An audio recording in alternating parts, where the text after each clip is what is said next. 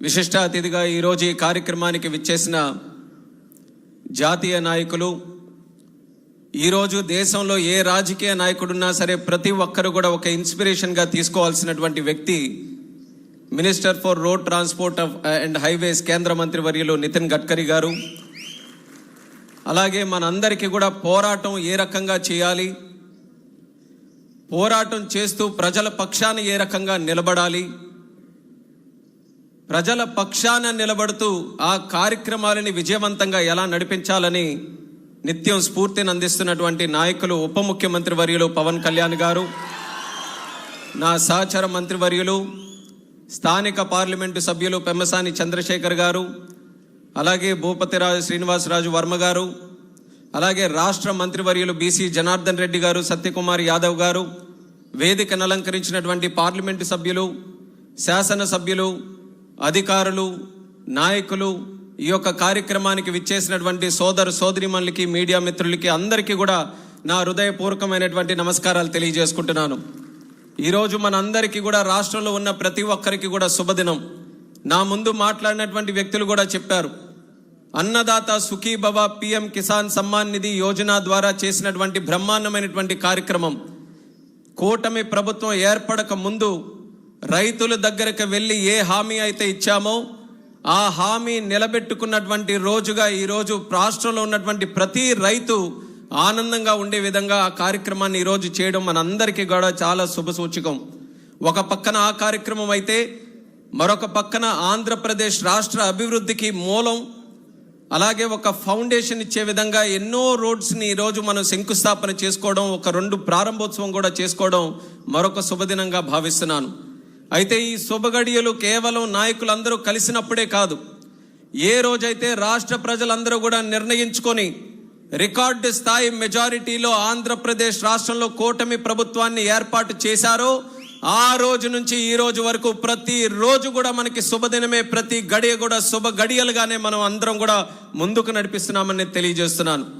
ఎన్నో కార్యక్రమాలు ఈ గత సంవత్సరం నాటిలో ఎన్ని కష్టాలు మన రాష్ట్రానికి ఉన్నా సరే అందరి తాలూకా కలయికతో, అందులో అతి ముఖ్యమైనటువంటి కలయిక ఈరోజు దేశం గర్వించేటటువంటి నాయకులు, the most popular leader in the entire world, the prime minister of India, భారత సింహం అయినటువంటి నరేంద్ర మోదీ గారు, అలాగే మన రాష్ట్ర ముఖ్యమంత్రి వర్యులు చంద్రబాబు నాయుడు గారు, మరొక పక్కన ఉప ముఖ్యమంత్రి పవన్ కళ్యాణ్ గారు, వీళ్ళు ముగ్గురు తాలూకా కలయికలో రాష్ట్రం ఎన్ని కష్టాలు ఎదుర్కొన్నా సరే ప్రజలకి మేమున్నాం, మీ కష్టాలని తొలగించడానికి మేమందరం కూడా కృషి చేస్తున్నామని గత సంవత్సరం కాలంలో ఎన్నో అద్భుతాలు ఈరోజు రాష్ట్రంలో సృష్టించారు. అందులో ఈరోజు రోడ్స్ తాలూకా విషయం చూసుకుంటే గత 5 సంవత్సరాలు చాలా కోల్పోయాం. భారతదేశం ఏ రకంగా అభివృద్ధి చెందిందో ఇప్పుడే మనం మాట్లాడుకున్నాం. సుమారు 12 కిలోమీటర్లు ఒక రోజు హైవేలు దేశంలో నిర్మించబడుతుంటే 10 సంవత్సరాలు నితిన్ గడ్కరీ గారు ఆ శాఖని ముందుకు నడిపించిన తర్వాత సుమారు 30 కిలోమీటర్లు ప్రతి రోజు కూడా హైవేస్ నిర్మించే స్థాయికి తీసుకొని వెళ్ళారు. 53,000 కోట్లు 2014లో రోడ్ ట్రాన్స్పోర్ట్ తాలూకా బడ్జెట్ ఉంటే దాన్ని 6 రెట్లు పెంచి సుమారు 3 లక్షల కోట్ల రూపాయల బడ్జెట్ వరకు తీసుకొని వెళ్ళినటువంటి నాయకుడు మన నితిన్ గడ్కరీ గారు. దాని తాలూకా ఫలితం దేశంలో ఉన్నటువంటి ప్రతి రాష్ట్రం కూడా పొందింది.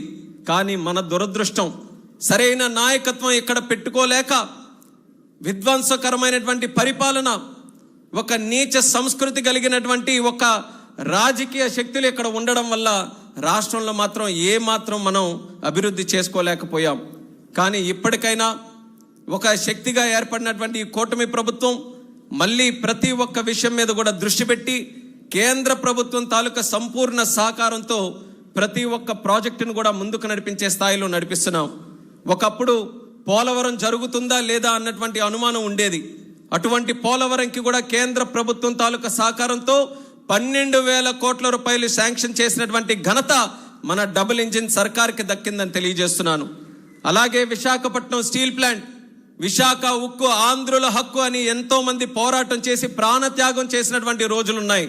అటువంటిది ఆ విశాఖపట్నం స్టీల్ ప్లాంట్ తాలూకా భవిష్యత్తు అగమ్య గోచరంగా మారితే దానికి సుమారు 11,000 కోట్ల రూపాయలు మళ్ళీ తీసుకొని వచ్చి విశాఖ ఉక్కుని మరింత బలంగా ముందుకు నడిపించే స్థాయికి ఈరోజు కూటమి ప్రభుత్వం నిర్ణయం తీసుకుందని కూడా తెలియజేస్తున్నాను. రైల్వే జోన్ కావచ్చు, ఇక్కడ ఈ ప్రాంత పరిసరాల్లో ఉన్నటువంటి రైతులు దేశంలో కాదు ప్రపంచంలోనే ఏ ఒక్కరు కూడా అంత పెద్ద సుదీర్ఘమైనటువంటి పోరాటం చేయలేదు. మా అమరావతిలో ఉన్నటువంటి రైతులు, ఇక్కడ కుటుంబ సభ్యులందరూ కూడా చేశారు.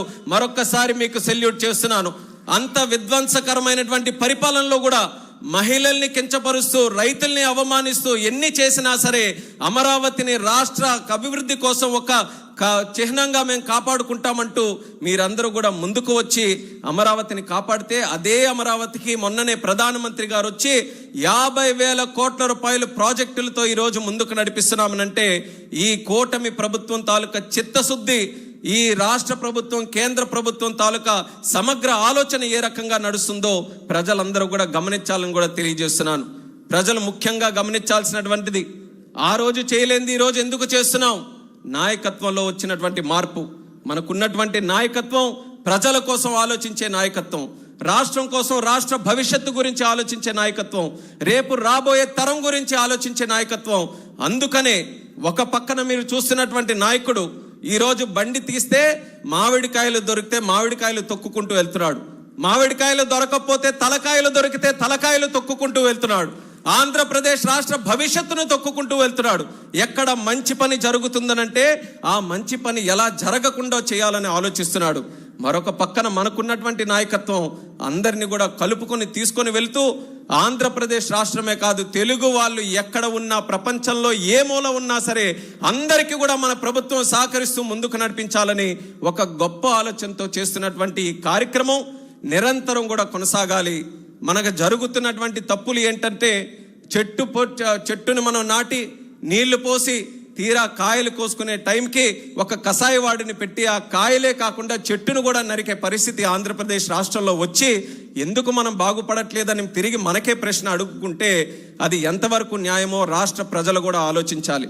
ఇంత గొప్ప నాయకత్వం దేవుడిచ్చిన వరం, ఇంత గొప్ప ప్రభుత్వం దేవుడు ఇచ్చినటువంటి ఒక అవకాశం, ఆ అవకాశాన్ని పూర్తి శాతం మనం సద్వినియోగం చేసుకొని దేశంలోనే కాదు ప్రపంచంలోనే ఒక ఉన్నతమైనటువంటి ప్రాంతంగా ఆంధ్రప్రదేశ్ రాష్ట్రాన్ని తీర్చిదిద్దడానికి మన తెలుగు ప్రజలు, రాష్ట్ర ప్రజలు అందరూ కూడా కలిసికట్టుగా ముందుకు రావాలని ఈ సభాముఖంగా కోరుకుంటూ గడ్కరీ గారికి ప్రత్యేకమైనటువంటి ధన్యవాదాలు కూడా ఈ సందర్భంగా తెలియజేస్తున్నాను. ఆంధ్రప్రదేశ్ రాష్ట్రంలో ఉన్నటువంటి 5 కోట్ల మంది జనాభా అందరూ కూడా గతంలో మరి గుంతలతో ఉన్నటువంటి రోడ్ల వల్ల ఇబ్బంది పడ్డారు. కేవలం ఇబ్బంది అంటే ఒక ప్రాంతం నుంచి ఇంకో ప్రాంతంకి వెళ్ళడానికే కాదు, ఒక రోడ్డు బాగుంటేనే ఒక విద్యార్థి స్కూల్కి చక్కగా వెళ్ళగలడు, రోడ్డు బాగుంటే వ్యాపారస్తుడు చక్కగా వ్యాపారం చేసుకోగలడు, రోడ్డు బాగుంటే ఒక అంబులెన్స్లో ఉండేటటువంటి వ్యక్తి కూడా హాస్పిటల్కి సరైన సమయానికి వెళ్ళగలడు. ఒక రోడ్డు బాగుంటేనే ప్రజల తాలూకా మొరాల్ కూడా బాగుండే పరిస్థితి ఉంటుంది. అది 5 సంవత్సరాలు దెబ్బతిన్న తర్వాత యుద్ధ ప్రాతిపదికన రోడ్డు ప్రాజెక్ట్స్ అన్ని కూడా మన రాష్ట్రంలో మనం తీసుకొని ఇప్పుడే రివ్యూ మీటింగ్ కూడా పెడితే 28 ప్రాజెక్టులు, 28 ప్రాజెక్టులకి తాలూకా ఖర్చు 83,000 కోట్లు. ఆ 28 ప్రాజెక్టులు కూడా ముఖ్యమంత్రి గారు గడ్కరీ గారు దృష్టిలో పెడితే ఏ ఒక్క ప్రాజెక్టుకి కూడా నో అనకుండా ఏ రకంగా అది పూర్తి చేయాలో మంచి సలహాలతో ముందుకు వచ్చేటటువంటి వ్యక్తి గడ్కరీ గారు. ఆ రకమైనటువంటి పాజిటివ్ అప్రోచ్తో వచ్చినందుకు ప్రత్యేకంగా నేను ఆయనకు కూడా ఈ రాష్ట్రం తరపున ధన్యవాదాలు తెలియజేసుకుంటున్నాను. మీ అందరికీ కూడా తెలుసు, P4 ప్రోగ్రామ్ని మన చంద్రబాబు నాయుడు గారు ఒక ఇన్స్పిరేషనల్ ప్రోగ్రామ్గా తయారు చేశారు. Public private people partnership. P4 programme ఎలాగుందో అలాగే P4 మినిస్టర్ మన గడ్కరీ గారు. P4 అనంటే పాజిటివ్ మినిస్టర్, ప్రోయాక్టివ్ మినిస్టర్, అలాగే మనకందరికీ కూడా ప్రాక్టికల్ అప్రోచ్తో నడిచే మినిస్టర్. పాజిటివ్, ప్రోయాక్టివ్, ప్రాక్టికాలిటీతో పాటు 4వ P పీస్ఫుల్ మినిస్టర్. ఎప్పుడు కూడా ఆయన ఎవరి మీద అరిచేది ఉండదు, ఎవరి మీద ఆగ్రహం అయ్యేది ఉండదు. కేవలం వాళ్ళ పార్టీ అనో లేకపోతే వాళ్ళకి చెందినటువంటి నాయకులనే కాదు, ప్రతిపక్షం వాడు వచ్చినా సరే వాడిని గౌరవించుకొని ఆ విషయం ఏంటో తెలిసి ఆ విషయం నేను ఎలా పరిష్కరించగలనని ఆలోచించేటటువంటి మంత్రి మన నితిన్ గడ్కరీ గారు అన్నది మరొకసారి గర్వంగా ఈ సందర్భంగా తెలియజేస్తున్నాను. गडकरी जी, मैं 2014 में MP बना था, बहुत ही कम उम्र में मैं बन गया था हमारे चंद्रबाबू नायडू जी के आशीर्वाद से, और 10 साल में मैं काफी बार कई मंत्रियों के पास गया, बट ऐसा कहीं पे भी एनर्जी, इतना पॉजिटिव एनर्जी कोई भी मंत्री के पास मुझे नहीं मिला. जब मैं आपके पास आता था तो ऐसा लगता था कि कहीं ऐसे मंदिर के पास ही आ गया हूँ. सब लोग आते थे अपने अपने मांगे रख के, और सब वापस जब जाते थे, जैसे कोई वेंकन्ना मंदिर के पास जाए और खुशी से जाते हैं, उसी तरह आपके पास आके वो सब जाते थे। और 10 साल में ये देखता रहा। और जब मुझे मंत्री बनने का एक अवसर मिला, फिर भी हमारे ब्लेसिंग्स हमारे चंद्रबाबू नायडू जी के, तो मेरे को एमपी के सारे चीजें मेरे को पता थे, पर मंत्री का कुछ पता नहीं था।